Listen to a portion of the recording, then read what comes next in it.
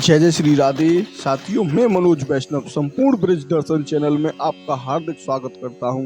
ये जो स्थान है ये है हर की पैड़ी। यहाँ पर है मनसा देवी के दर्शन और यहीं पर है वो अद्भुत वट वृक्ष जहाँ पर गणेश जी के दर्शन होते हैं और यहाँ पर अनेकों दर्शन हैं। अद्भुत आनंद यहाँ पर आ जाता है। यहाँ पर जैसे ही हम अंदर चलेंगे, घुसते ही यहाँ पर ये गजराज जी का भी बहुत ही अद्भुत दर्शन आप यहाँ पर करेंगे। तो अब हम आपकी यात्रा को बढ़ाते हैं आगे और लेके चलते हैं आपको यहाँ से आगे। पिछले वीडियो भाग 6 में आपने यहाँ पर देखा था कि हमने इस रास्ते को यहीं पर परिक्रमा कराई थी कि हम यहाँ से वापस आएंगे और वापस आने का वीडियो नहीं बनाएंगे। तो अब हम यहाँ से चलते हैं आगे। तो जब आप वापस आएंगे तो इसी स्थान पे आ जाएंगे और यहाँ से आगे अब हम जा रहे हैं केदारनाथ। केदारनाथ ब्रज में बहुत ही अद्भुत एक स्थान है जहाँ पर एक पर्वत है, उसके ऊपर केदारनाथ है। तो उसी केदारनाथ जी के दर्शनों के लिए आज हम आपको लेके चल रहे हैं। तो आप भी हमारे साथ चलें और आप इस वीडियो को अंत तक देखें, तभी आप केदारनाथ जी के दर्शन कर पाएंगे। और यहाँ पर ब्रज 84 कोस की जो परिक्रमा, हम ऐतिहासिक परिक्रमा आपको करा रहे हैं। हमारे पिछले पार्टों को हमने 6 पार्ट और इसके डाल दिए हैं। उन सभी पार्टों को आप जरूर देखें जिससे आपकी संपूर्ण यात्रा पूरी हो।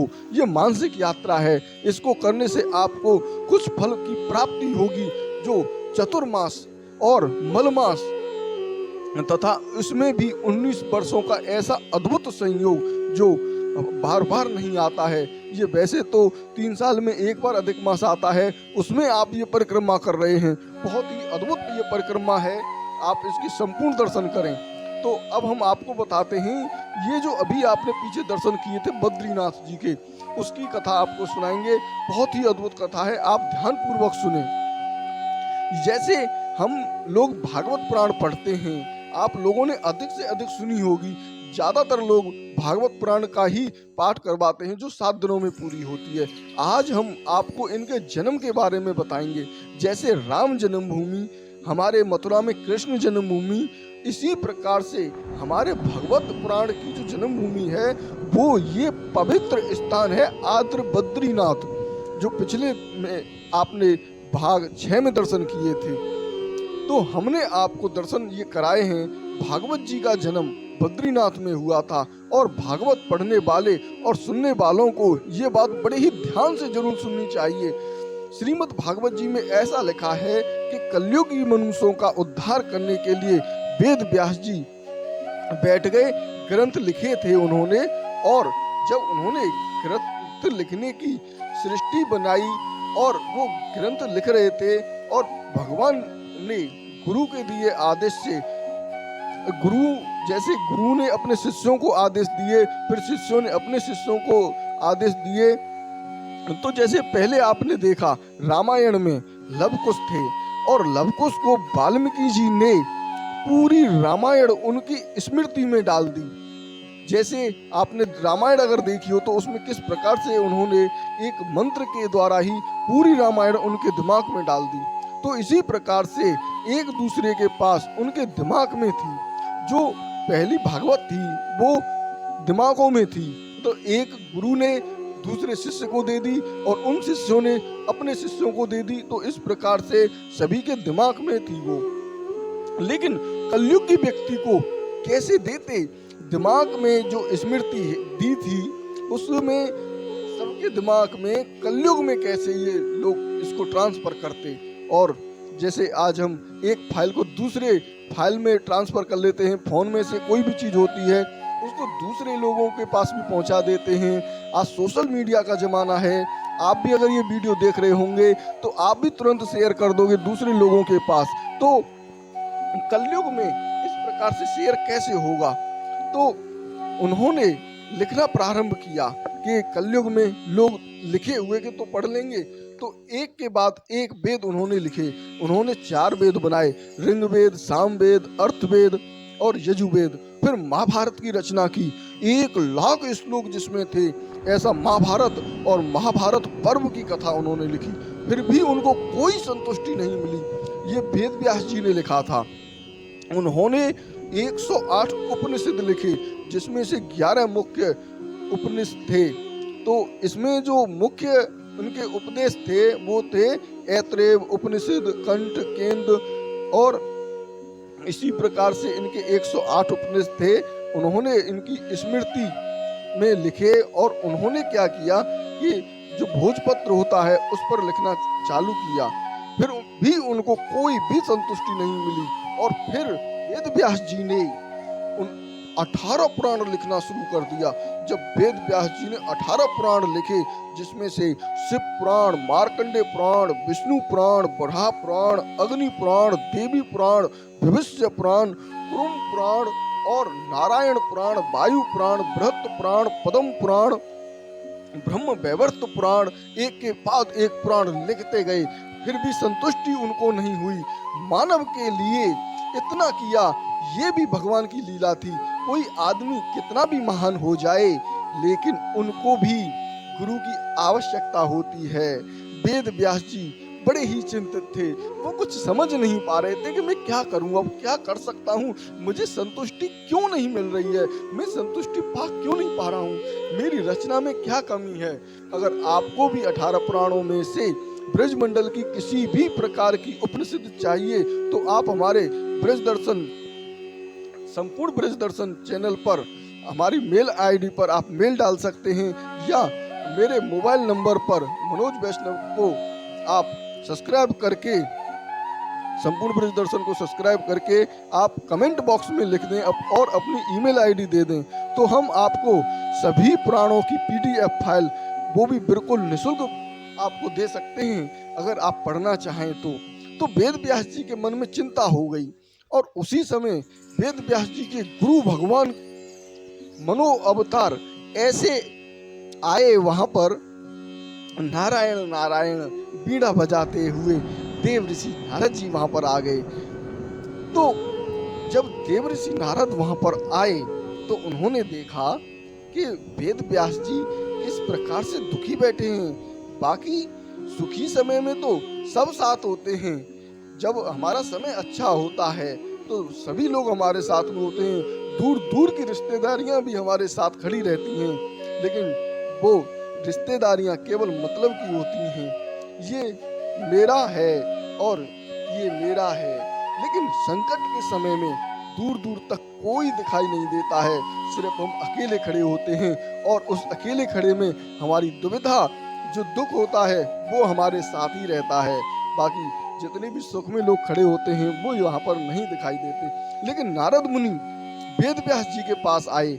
जैसे ही नारद जी ने उन्हें देखा, ऐसे मानो अपना पूरा शरीर, जैसे किसी डॉक्टर की बीमारी होने पर अपनी नब्ज दिखाने पर अपने हाथ को दे देते हैं, ऐसे ही वेद व्यास जी ने अपने पूरे ग्रंथ उपनिषद उनके सामने रख दिए। और नारद जी बोले सब ठीक है। तब वेद व्यास जी बोले मेरा हाल बिल्कुल बुरा है, मैं बिल्कुल भी सही नहीं हूँ, मेरा कष्ट कैसे कम होगा गुरुदेव, सच कहूँ तो मैं खुद ही नहीं जानता हूँ, मैं इतना दुखी हूँ, मैं इतने उपनिषद, इतने 18 पुराण लिख चुका हूँ, लेकिन मेरा हित कैसे होगा, ये जो मेरी कमी है वो कैसे दूर होगी, ये मेरे साथ कैसा खट रहा है। गुरुदेव आप ही बताएं मुझे। गुरुजी हम कितने भी बड़े हो जाएं, पर कभी गुरु को नहीं भूलना चाहिए, गुरु सर्वश्रेष्ठ होता है। नारद मुनि वेद व्यास जी बहुत सुंदर शिक्षा प्रदान की और बोले वेद व्यास जी आपने ये क्या क्या लिखा हुआ है, महाभारत लिखी है, पुराण लिखे हैं, उपनिषद लिखे हैं, लेकिन जो लिखना चाहिए वो आपने इसमें लिखा नहीं। आपने तत्व लिखे, लेकिन आपने इसमें कृष्ण की कथा तो कहीं पर भी नहीं लिखी है। इसमें रस नहीं है, इसमें रस चाहिए।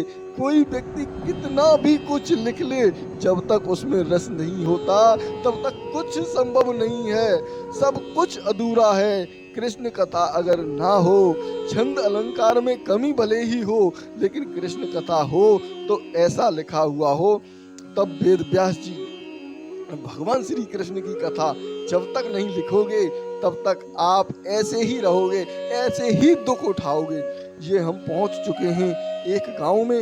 इस गांव को पार करते ही एक गांव और आएगा और उसमें पूरे में पानी भरा हुआ है। तो उस रास्ते को तो हमने पार कर लिया निकल के, और इस गांव का जो नाम है वो हमें यहाँ पर कहीं पे मिला नहीं, और दोपहर का समय था तो इस गांव का नाम हमने ध्यान भी नहीं दिया।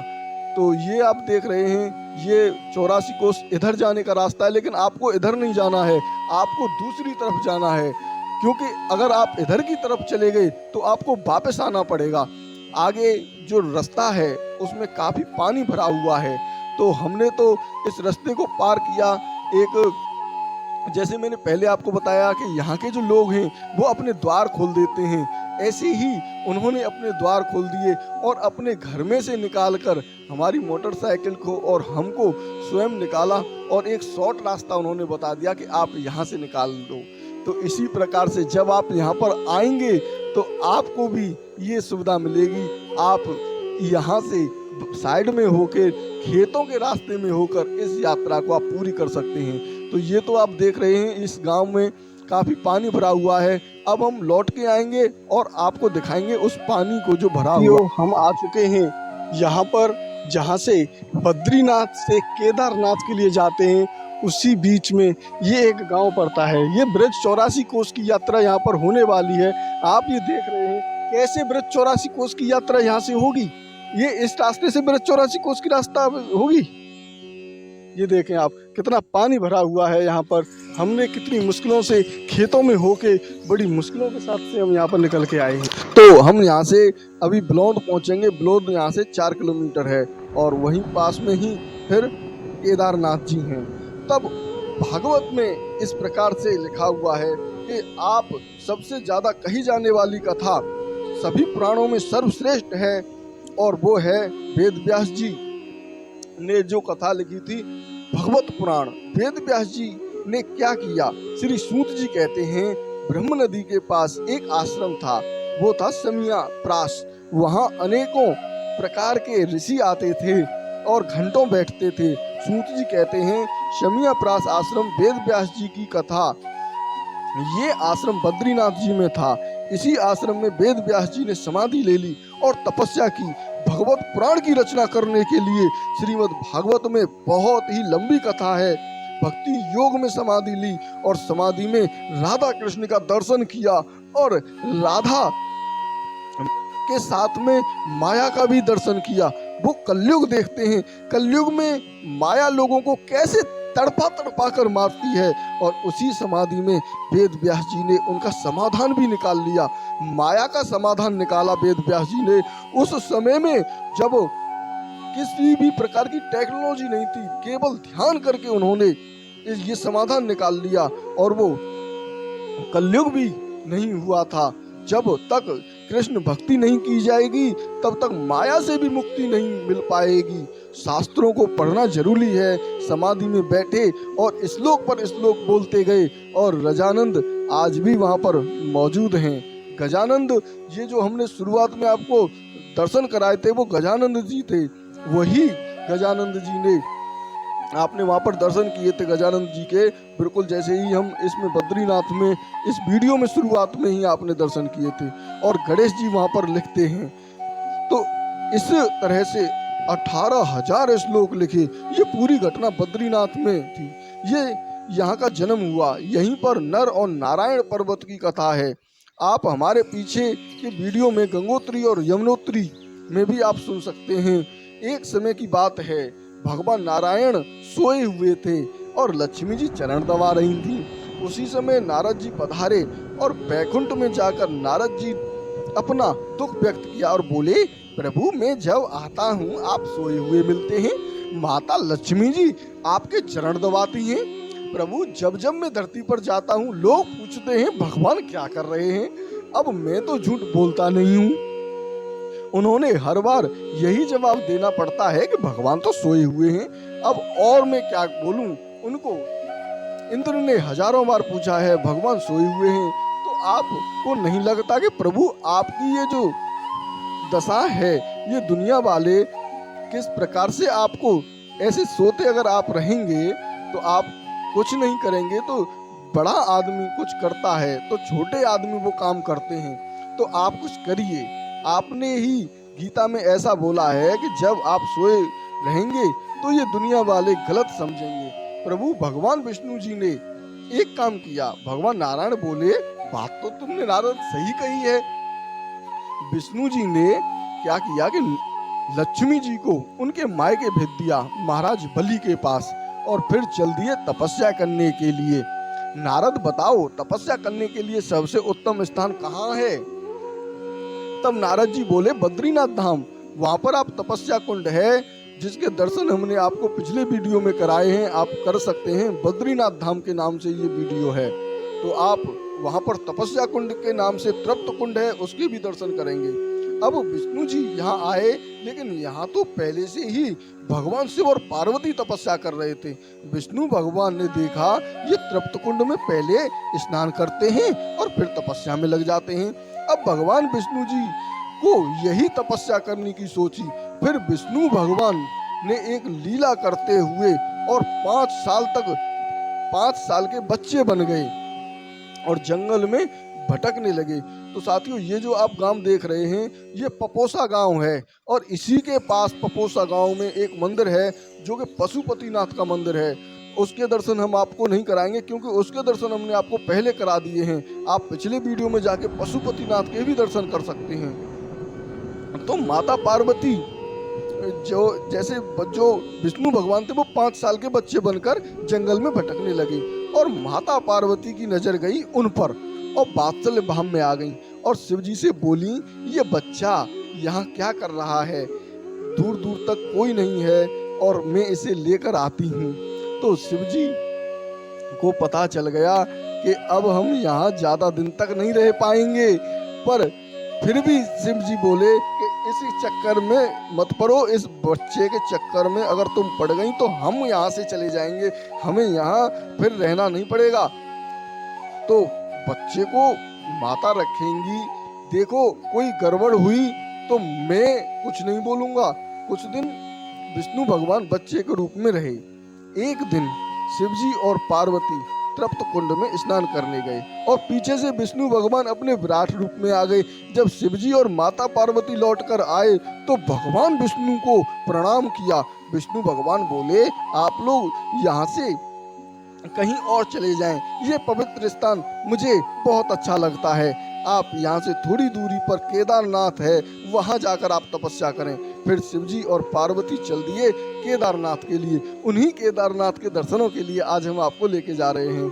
हमने पिछले वीडियो में केदारनाथ जी का वीडियो डाला हुआ है जिसमें गौरी कुंड है, वहां से जल लेकर माता पार्वती शिव जी को ऊपर पर्वत पर जल चढ़ाती थीं, और आज लोग नीचे गौरी कुंड से जल लेकर ऊपर केदारनाथ जी को चढ़ाते हैं। अगर आप भी केदारनाथ के दर्शन करने के लिए जाएं तो नीचे जो गौरी कुंड है वहां से आप एक कटोर जल लोटा लेकर या किसी में भी जल लेकर ऊपर महादेव को जरूर चढ़ के आएं। इससे आपकी सभी मनोकामनाएं पूरी होती हैं। शिव जी को तो सबसे ज्यादा दयालु हैं शिव जी, बहुत जल्दी प्रसन्न हो जाते हैं। फिर भगवान नारायण यहाँ तपस्या शुरू करना प्रारंभ करते हैं। क्या आपको पता है भगवान विष्णु को बद्री नारायण क्यों कहते हैं? तो इसी कथा को बहुत सुंदर ध्यान से आप सुनना। ये बद्री क्या है? भगवान नारायण तो तपस्या में लग गए और लक्ष्मी जी भगवान विष्णु जी के लोक में आ गई। अपने भाई के यहाँ से अब अपने लोक में आई। अब भाई के यहाँ वो कितने दिन रुक सकती थी? वहां पर भगवान नहीं मिले। तब नारद जी को पुकारा और पूछा। नारद जी बोले, विष्णु भगवान तो बद्री नारायण में गए हैं तपस्या करने के लिए। तब लक्ष्मी जी ने देखा कि मेरा पति तपस्या कर रहा है और लक्ष्मी जी का भाव है कि मैं बिना सेवा किए रह नहीं सकती हूँ। अब मेरे पति तपस्या कर रहे हैं पर मैं इनकी सेवा कैसे करूं? लक्ष्मी जी अब बेर का वृक्ष बन गई, और बेर आदमी को पर्यायवाची बेर को बदर कहते हैं और औरत में पर्यायवाची को बद्री कहते हैं। तो हम पहुंच चुके हैं अब केदारनाथ के दर्शनों के लिए। आप यहाँ पर केदारनाथ जी के संपूर्ण दर्शन करें, और अब हम आपको मिलेंगे भाग नंबर 7 में। आप यहाँ पर केदारनाथ जी के दर्शन करेंगे, और आपने अगर पिछले वीडियो नहीं देखे हैं तो वो वीडियो भी आप जरूर ध्यान से देखें। राधे राधे। साथियों, राधे राधे। हम आ चुके हैं केदारनाथ में। अब हम आपको पहुंचाएंगे, ये ऊपर जो आप सीढ़ियां देख रहे हैं यहाँ से केदारनाथ जी के दर्शनों के लिए लेके जाएंगे। यहाँ का पूरा वीडियो, इन सीढ़ियों पर चढ़ने का वीडियो हमने पहले केदारनाथ जी के नाम से डाल दिया है, आप उसको देख सकते हैं। लेकिन आज हम परिक्रमा करा रहे हैं तो आपको बहुत जल्दी ऊपर पहुंचाते हैं और यहाँ पर कराते हैं केदारनाथ जी की अद्भुत गुफा के दर्शन। हम चढ़ रहे हैं केदारनाथ की चढ़ाई, ब्रज के केदारनाथ की चढ़ाई। तो आप देख रहे हैं यहाँ पर ऊपर ही केदारनाथ जी हैं और नीचे हम काफ़ी सीढ़ियों को चढ़कर आ चुके हैं। अब आपको लेके चलते हैं केदारनाथ जी के अद्भुत दर्शन कराने के लिए, तो आप भी साथ में चलें। राधे राधे।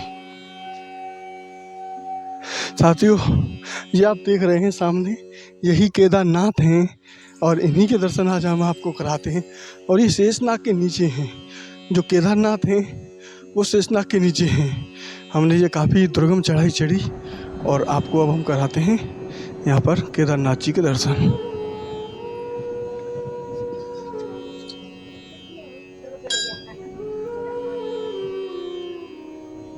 तो साथियों, ये जो आप देख रहे हैं ये है शेषनाग का, और ये जो आप पूरा देख रहे हैं ये मुख है। ये शेषनाग जैसे मुख फाड़ते हैं उसी के नीचे ही ये महादेव हैं। और अगर आप इधर देखेंगे तो इधर हैं ये गणेश जी। ये देखें कितने अद्भुत आपको यहाँ पर गणेश जी दिखाई दे रहे हैं। ये पूरा पहाड़ बिल्कुल शेषनाग के आकार में है। इस प्रकार के पहाड़ हमारे ब्रज क्षेत्र में नहीं मिलते हैं। अब हम आपको कराते हैं यहाँ पर केदारनाथ जी के दर्शन, और ये गुफा के अंदर हैं। तो हमें इस गुफा के अंदर जाने के लिए पहले झुकना पड़ेगा और तब हम जाएंगे। तो ये आप देख रहे हैं इस तरीके से अंदर चलेंगे और तब यहाँ पर ये शेषनाग जी के जो दर्शन हैं केदारनाथ जी के, तो ये देखें आप, ये ही दर्शन है केदारनाथ जी के। देखिए बिल्कुल हम पास से आपको दर्शन करा रहे हैं केदारनाथ जी के, और यहाँ पर जल हमेशा चढ़ता रहता है। इतने पास से हम आपको ये दर्शन करा रहे हैं। ये देखें कितने अद्भुत दर्शन केदारनाथ जी के आप यहाँ पर कर रहे हैं। जय हो केदारनाथ जी। बाबा, क्या महिमा है इनकी जो केदारनाथ जी हैं? ये केदारनाथ का मंदिर है भोलेनाथ जी का, जो भगवान ने अपनी माँ पिता के लिए 4 धाम बुलाए थे, वही केदारनाथ बाबा है। इसमें अभी मुखारबिंद के दर्शन है केदारनाथ जी के। ये आधा हिस्सा पार्वती का, आधा बाबा का है केदारनाथ जी का। पूरा परिवार है भगवान का। जो लोग ना पहली बार आते हैं वो लोग दोबारा दर्शन पा लेते हैं भगवान के। जो मन की आत्मा की भावना से पूजा करने आते हैं उनको पूरा फायदा मिलता है, दोबारा फिर आते इधर। ऐसा मंदिर है भगवान का। ये 4 धाम की परिक्रमा है भगवान की, 84 की।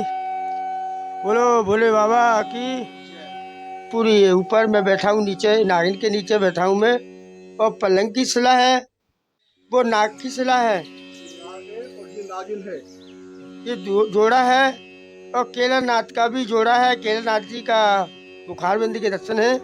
ऊपर नंदी है कुपड़े, तो आपको अभी पंडित जी महाराज दिखाएंगे। पीछे पूंछ है, ऊपर सिंहासन है, आगे को मुंह है। ये छोटा सा चूहा और दिखाएंगे, वो बाहर बैठा हुआ है। तो आप नीचे से आते हैं, पहला चूहा वही पत्ता है, बगल में गणेश जी भी है। वो सारे दर्शन आपको पंडित जी कराएंगे। बोलो भोले बाबा की। तो साथियों, आपने ये वीडियो हमारा अंत तक देखा, उसके लिए बहुत बहुत धन्यवाद। अब हमारी मुलाकात आपको पाठ नंबर 8 में होगी। भाग नंबर 8 को आप पूरा देखें, उसमें हम केदारनाथ से काम्यवन की तरफ जाएंगे और वहीं पर भोजन थाली है, चरण पहाड़ी है और फिसलनी शिला है, ब्यामोसोर की गुफा है, अनेकों अद्भुत दर्शनीय स्थल हैं। तो हम यहाँ पर एक मोर है उसके दर्शनों के लिए जा रहे हैं, लेकिन जैसे ही हम उसके पास पहुँचेंगे तो वो मोर वहाँ से उड़कर निकल लेगा और हम उसके दर्शन पूरे रूप से नहीं कर पाएंगे। तो अब हम मिलते हैं आपको भाग नंबर 8 में। राधे राधे। बांके बिहारी लाल की जय। आप कर रहे हैं संपूर्ण 84 कोस की यात्रा। ऐसी यात्रा आपको संपूर्ण ब्रज दर्शन चैनल ही करा पा रहा है। अभी तक ऐसा वीडियो आपने YouTube पर पहले कभी नहीं देखा होगा। तो अब हम चलते हैं भाग नंबर 8 में। राधे।